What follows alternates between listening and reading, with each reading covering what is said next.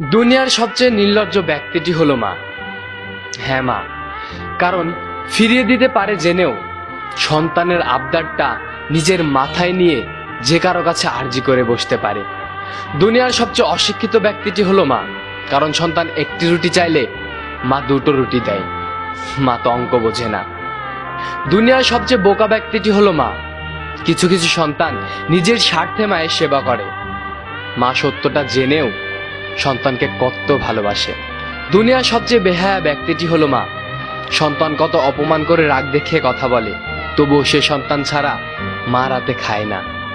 দুনিয়ার সবচেয়ে স্বার্থপর মানুষটি হলো মা, তাই হয়তো নিজের সন্তানের ভালোবাসার মানুষটিকে মেনে না নিয়ে নিজ দায়িত্বে তার সন্তানের জন্য যোগ্য কোনো জীবনসাথীকে খুঁজে দিতে চায়।